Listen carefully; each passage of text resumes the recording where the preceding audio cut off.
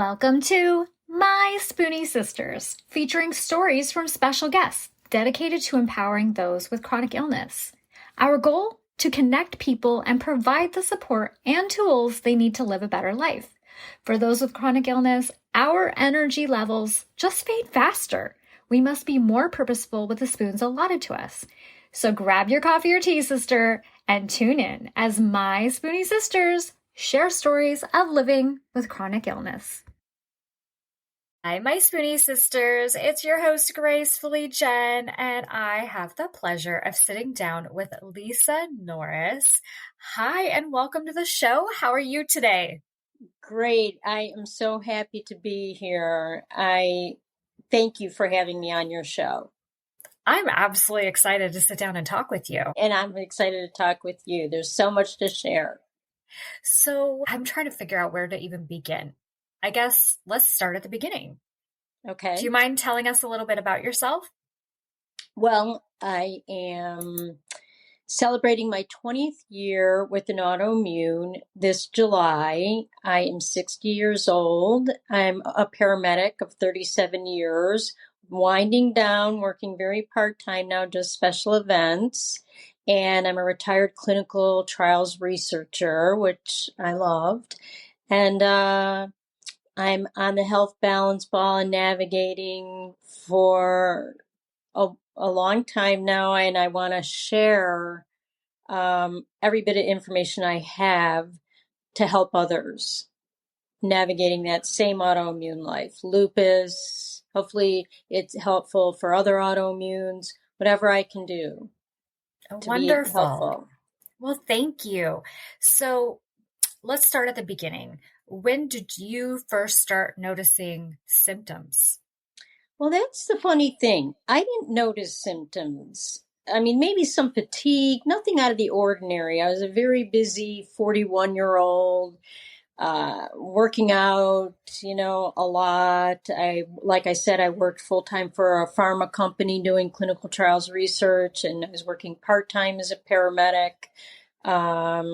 And then, I was doing great. And then one day, at one evening shift, we were a bunch of us paramedics. We worked together to open up in Chicago what's called Millennium Park. We'd waited years for this to come, and it's a wonderful, beautiful venue where there's concerts and music and plays and all kinds of wonderful things. So I worked that, and it was such a beautiful July night. It was July 2nd, beautiful summer night. We even walked home, which was like 2 miles. It was nothing out of the ordinary. And I woke up the next day in total body pain and could not use my legs. I mean, I really thought, okay, my life is over. I'm not sure what's going on here. I was so inflamed everywhere. So my father, thankfully, lived a couple buildings down, which was always fun to have him as a neighbor. I loved it. And he came over, he lifted me up. We got in a cab and went right to Northwestern Memorial Hospital emergency room, which is just up the street. And of course, they came back and said, all your inflammation markers are high. You have an autoimmune of some kind. We don't know which one, but you got one, right? Isn't that the story? And that was my cue to start doing my research too. I immediately called one of my EMS directors, who's a medical doctor in one of our big ERs here. And I gave him my labs, my signs, my symptoms, everything I could, all the information. He says, it sounds to me like you have polymyositis, which means many muscles inflamed. And I'm like, okay. And I said, he's like, now go get a diagnosis. So got online, talked to as many people as I could in the polymyositis community, hooked up with a veterinarian, and of all people, because I'm a huge animal lover, nature lover. So I knew this was like fate, and he guided me so well because he too had polymyositis. And I went to rheumatologists, infectious disease, my internal medicine, my OBGYN, any doctor I could find I went to. Some of them said, oh, you're too healthy to have an autoimmune. You look too good to have an autoimmune. There was nothing more frustrating. I couldn't even stand up, And finally, about 10 months later, a cousin of mine whose good friend is an infectious disease doctor. I went to him, gave him a lot of background, told him what I've been through. He's like, absolutely, you have polymyositis. I follow my veterinarian, go back to him, said I got a confirmed diagnosis. He said, you can do this two ways, regular regimen or go see these doctors that can treat you on regular regimen or holistically in Michigan at Center for Holistic Medicine, which I did. And they did a lot of blood work. And at that time, they saw the polymyositis, but they also saw probably a minor in lupus, let's say. And I never thought anything of it. But a couple years later, nose sores, rash on the face, photosensitivity. I had 6 out of the 11 markers. So now I'm a full-blown lupus patient and also certified by my, primary care, who I loved. She just retired, but that's okay because there's other doctors that I got on my team, and really the polymyositis is kind of down and it's all lupus, and maybe it was lupus all along. They said sometimes it can be a ghost. So that's what I've been treating. That's what I've been living with. I have, like I said, probably 7 out of the 11 markers. And as I've grown older, I hate to use that term old, but older, wiser, they've gotten worse. Some have gotten worse for sure. Like the photosensitivity has been really bad this year with sunlight. So, I can tell that one of the things, that I have to do is stay on that health balance ball as I get older is to really watch and keep in touch with my doctors and stay on my treatment plan. Okay, well, that takes us to the next question. What does your treatment care plan look like? My treatment care plan looks like definitely steroids when needed. I mean, little medication goes a long way. I have sensitivity in my eyes to sunlight too. Sometimes it causes a flare, so I have anti-inflammatory eye drops or steroid eye drops. But to try to lessen that, I eat an anti-inflammatory diet. I follow Dr. Joel Furman. He's on PBS. He's online. He's everywhere. I recommend him highly. Joel, Furhman. I love his woman's vitamins. That's definitely on my treatment plan, vitamin B12 and D, because we don't seem to make it anymore with an autoimmune. Exercise to the capacity I can each day. Sometimes I'm at 45 minutes, but then I'm down with a flare in bed and I start over at like 6 minutes, work my way up. 8 minutes, 3 minutes, whatever I can do. One of the things I have found, movement and that release of endorphins is a big deal for your body, mind, and soul. And you can start with walking. There's many walking programs that are apps now. I like Leslie Sansone, Walk Away the Pounds. It's a 20-minute 1-mile walk, but you walk 6 minutes of that if you want. There's no wrong way to do it. And then, you work your way up, and I've done that hundreds of times now throughout the 20 years. But movement is huge. You feel good, you look good, it's just a good thing. Prayer for me helps. Any spiritual connection you can have, whether it be meditation, journaling, sitting in front of the lake like I do here in Chicago, Lake Michigan, or in front of the ocean, meditate, or just be able to look at something beautiful, flowers, taking a walk. So doing something good for my soul is part of my treatment plan. Also, Epsom salt baths, escaping the cold in the wintertime here in Chicago when I can, if I can. And self-care. Self-care is huge with having an autoimmune. If you don't, nobody's going to take care of you for you. It's self-care all the way. But whatever that means to you, take napping, rest, listen to your body, treat yourself. If you need a little treat that day, maybe it's sugar-free hot chocolate, maybe it's a new book, something like that. That sounds like a wonderful treatment care plan and amazing things in your Spoonie toolkit as well. Yes, exactly. I feel like if I would have known someone like you back at the beginning of my journey, even though my journey's a little different, I feel like that would have been amazing. Well, I'm here now, and I'm so happy to be. And I think that's what I love about bringing people like you on the podcast is my hope is that we can get your voice out there to more and more people that need to hear from you at the beginning of their journey. Or even that's my hope too. Yeah, even if they're 10 years down the road, sometimes they still need that extra input from someone else. Yes, we all do. Yes, absolutely. Definitely. I am a little envious, and I think it's because your background, you knew exactly who to talk to, who to call, where to go to get the ball rolling quickly. What would you recommend to people that are not in your position? Do your research. You have to be your own biggest advocate. Do your research. Labs, know them. Know those inflammatory marker labs that they're going to run every time you go to the doctor's office.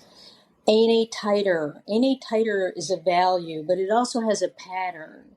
The pattern is for one of 3 autoimmunes to diagnose, and one of them is lupus. Single strand, speckled. The pattern of an ANA titer is huge to know. That is information you need. And like I said, be your biggest advocate. Do your research. Know your stuff. Tell your doctor what you want and need. You tell them in a nice way, like, doctor, I'm needing this, I'm needing that. What information can you give me on XYZ? Or, you let them, you have to be as loud and as involved for yourself as you can. Absolutely. And if they're not willing to help you or to listen to you, it's okay to fire your doctor. You can find another one. Fire your doctor and find another one. There's plenty out there. Go to the right one. Like I said, I thought it'd be a rheumatologist that would diagnose me. It happened to be an infectious disease doctor. He was brilliant. He amazed me, Wow. Yeah. So do you happen to notice a pattern throughout the year? Do you have times of year that you do better than others, or is it kind of just up and down all the time? I do. It's up and down all the time for sure, but I certainly do better when it's warmer out. Winter is very difficult. Fall is very difficult. And unfortunately, spring in Chicago can be very difficult. We had snow yesterday, and today's the first day of spring. So it's 50 today, 30 yesterday. That type of, up and down barometric pressure is very difficult to navigate through. It's like being on a surfboard in an ocean tsunami. It's rough. So, I could not agree with you more. Right. That barometric pressure, I think it puts so many of us into such a tailspin. And if you're not recognizing that, start jotting. I can't even speak. Start jotting some of that down, because absolutely, once you put 2 and 2 together, it might make a little more sense. Oh, barometric pressure is a huge, huge thing. It's real. Barometric pressure is real. And it affects lupus patients sometimes in the worst possible way, mildly, medium, but it is real, and it connects to our flares. Some people say, oh, just get warm, throw on a sweatshirt. It's not even about that. If that was that so easy, that'd be great, but it's not even about that. Exactly. So what would you say are the most prevalent symptoms that you notice? For sure, fatigue, joint pain, muscle pain, pleurisy, like the lining of my lungs, breathing, seeing. I had a light flare, from sunlight in my neck this winter because I went to Florida, had to go on steroids. I hadn't dealt with that because the sun in Chicago is so weak. It really never was a problem, but now it's a problem. So I wrap myself up, and if I'm going to go in the sun, and have a hat on, but just still that warmth is so much better than freezing cold.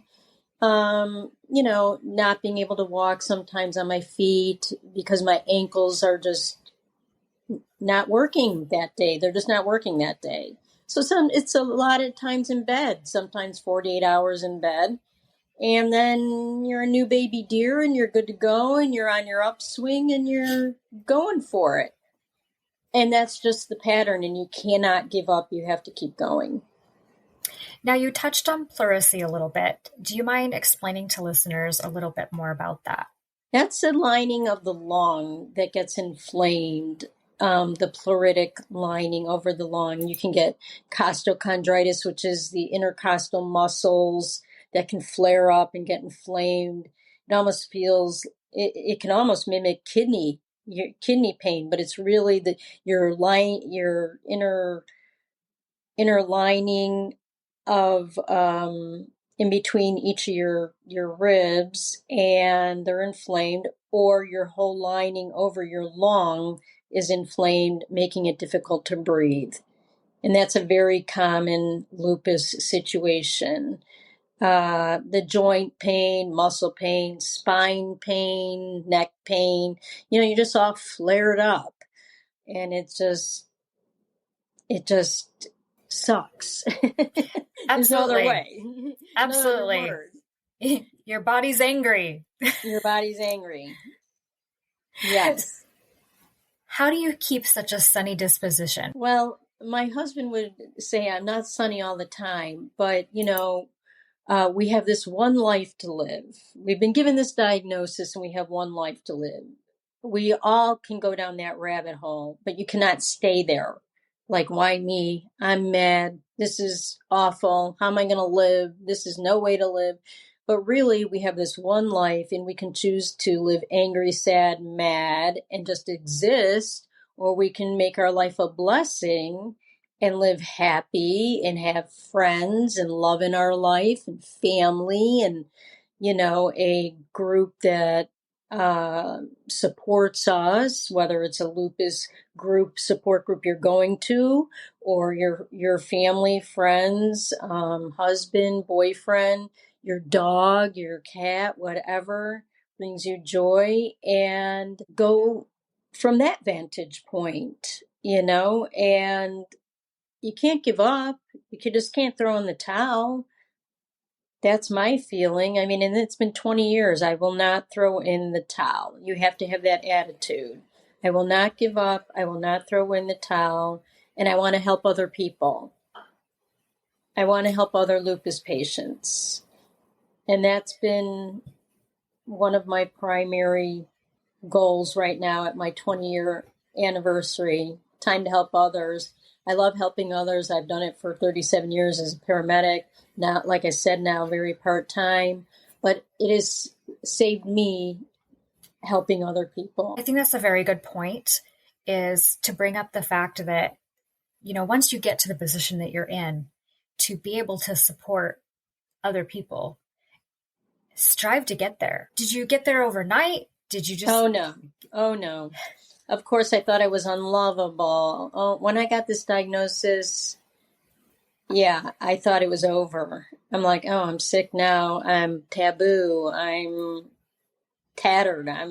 Oh gosh, that girl's sick, right? How do you explain to those that are close to you what is going on and how you're feeling? I think they know throughout the years I've explained, they've looked up lupus by now for sure, and I'll say, well, I have a flare, or, I can't be near, if you have a cold, I can't be with you, I'm very careful. I still wear a mask.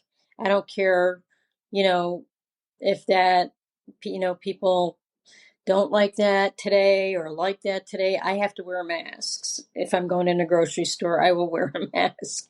So, it goes back to doing what's right for you. You're your best advocate, no matter what it looks like, and explaining. My husband's very good at knowing, he doesn't always like to accept that I have this awful, but he also is my biggest cheerleader. So that helps to, have him know and be by my side. My good friends know.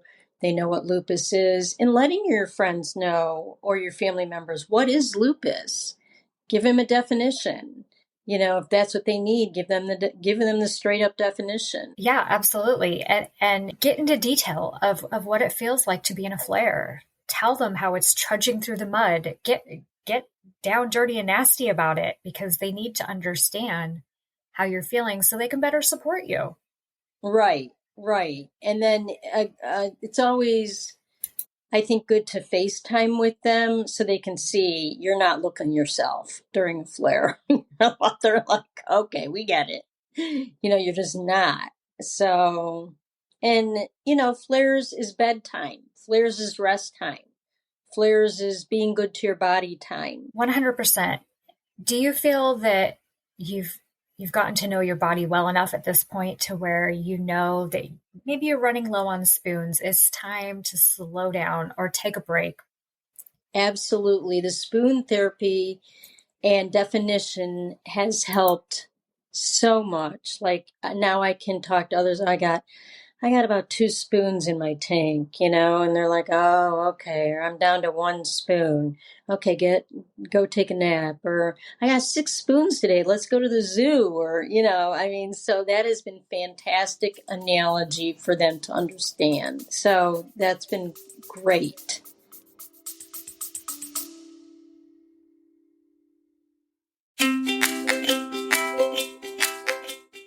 Calling all Spoonies. As a host of a chronic illness podcast, nothing lights up my day more than hearing from you, our incredible listeners.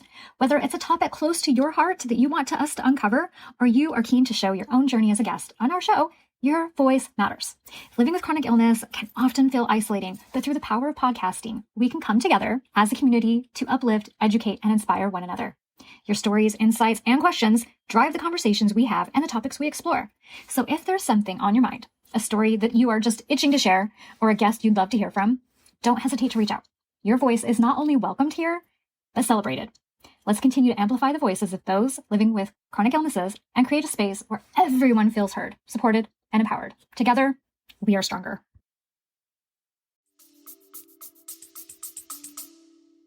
That's wonderful. We have another Spoonie sister that recently, she left me a voice message, and she said, Jen, I'm all out of spoons. All I have left are forks and chopsticks.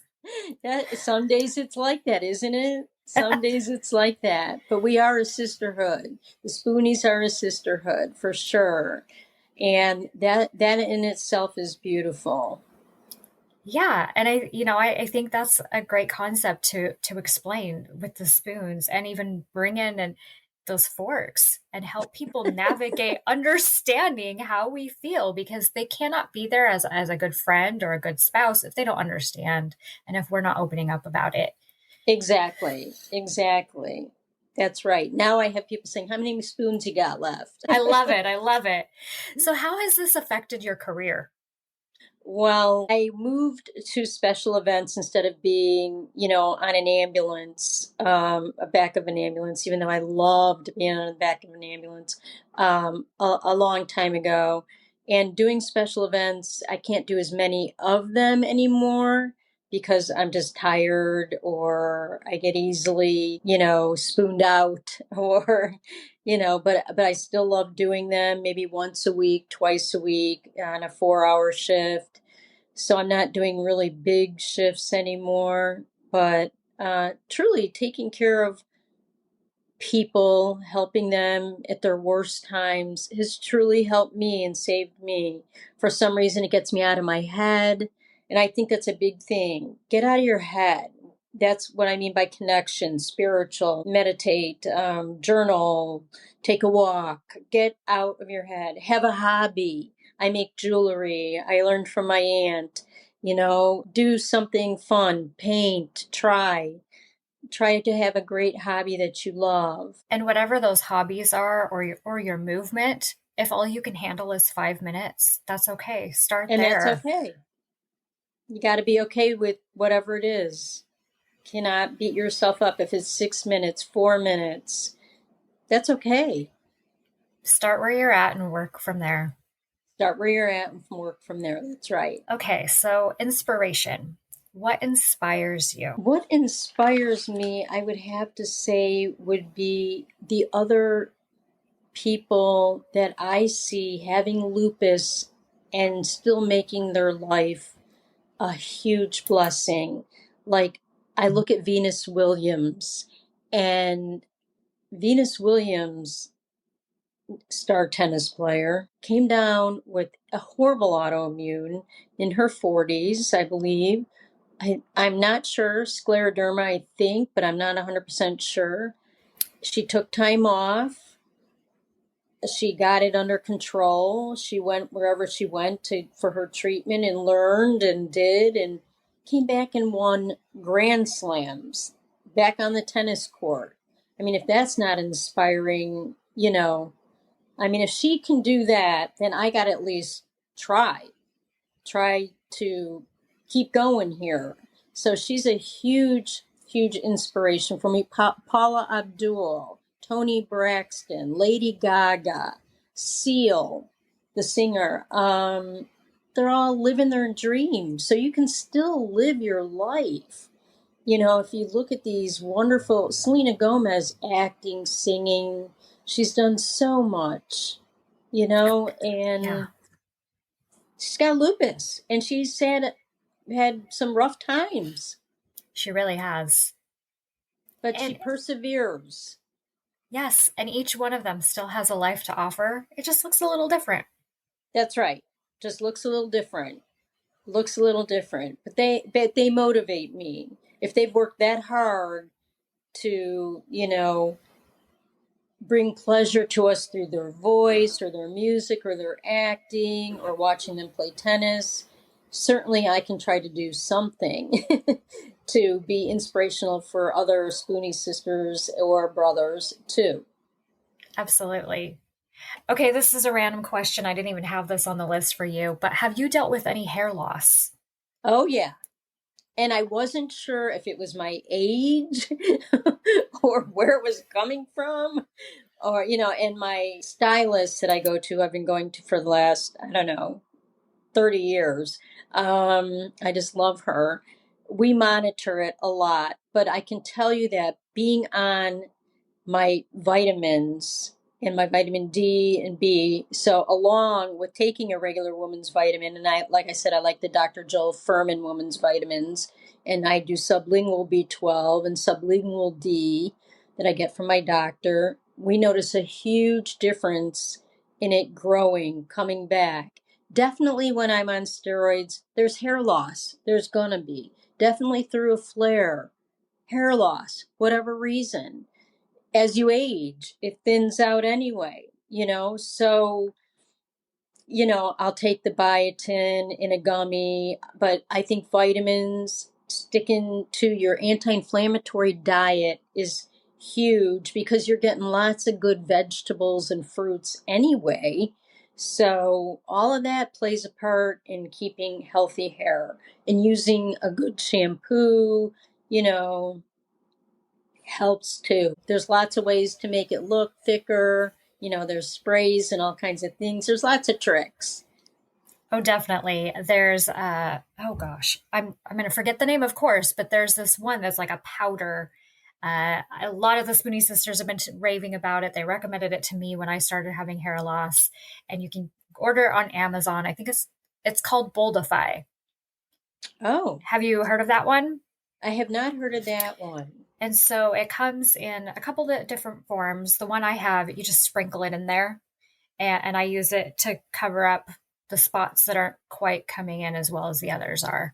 And, and it's fabulous. It works just fine. It covers it up. You wouldn't even really terribly know, except for I now have hair about this. Well, Yeah, so do I.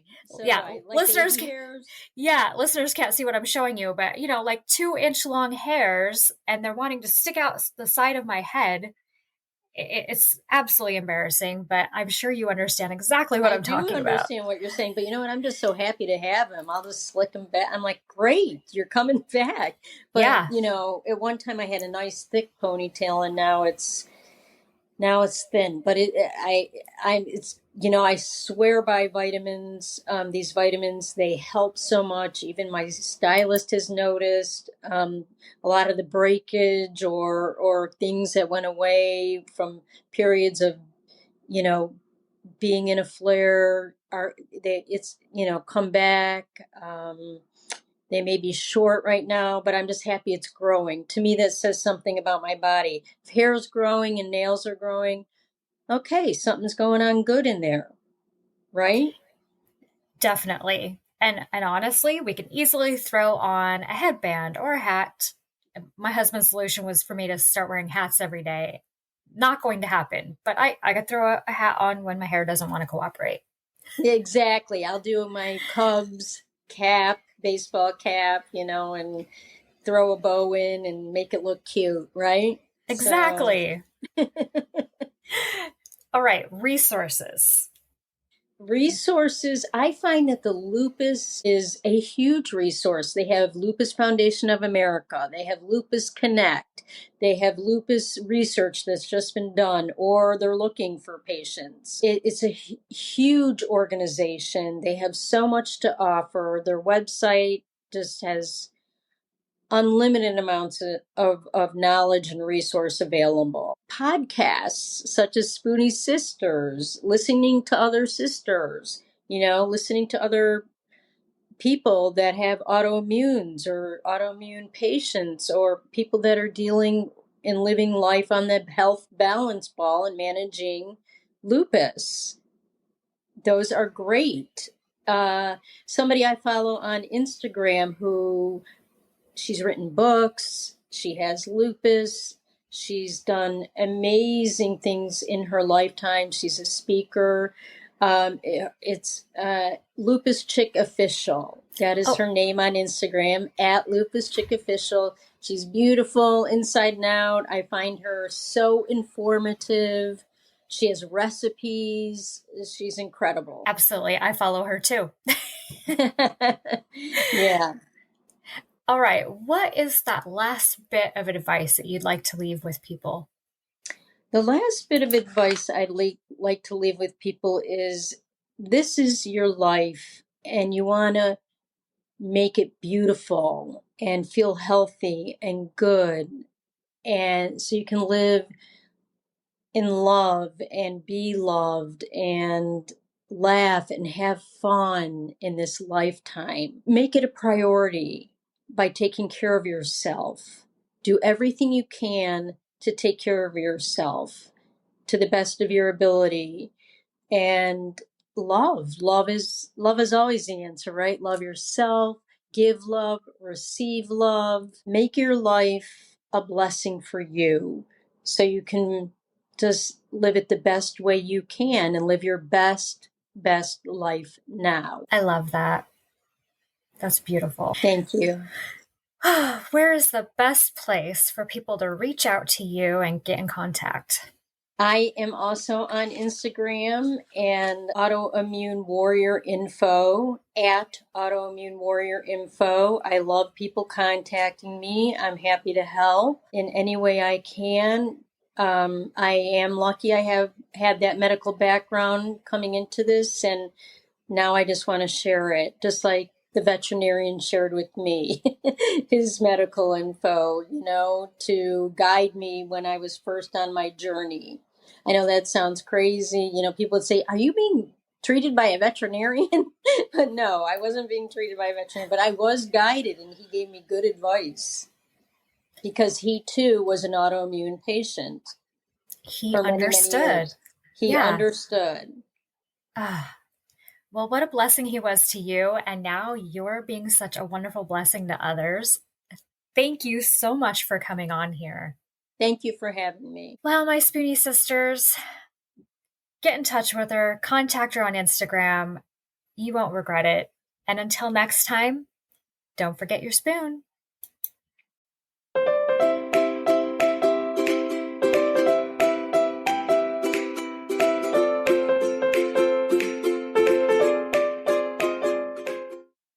The information, opinions, and recommendations presented in this podcast are for general information only. Consult your own physician for any medical issues that you may be having. The information should not be taken as a replacement for medical, clinical, professional advice, diagnoses, or medical intervention. My Spoonie sisters and guests will not be held liable for any of the consequences of such action or inaction. Trigger warning. Some episodes may cover sensitive topics including, but not limited to, suicide, abuse, mental illness, and chronic disease. You are advised to refrain from listening if you are likely to be offended or adversely impacted by any of these topics. None of the guests or hosts will be responsible for your use of the information contained therein. Life is not merely to be alive, but to be well. Living a life with a chronic illness is best described with one word: unpredictable. Be Well's products are designed to make the unpredictable easier to deal with. Back when I was getting my infusions, I would have loved to have their adult zip hoodie. They even have one in pink. They also have everything from one-day pill holders to urgency buckets. So remember, they want to make your life a little easier. So be sure to check out Be Well.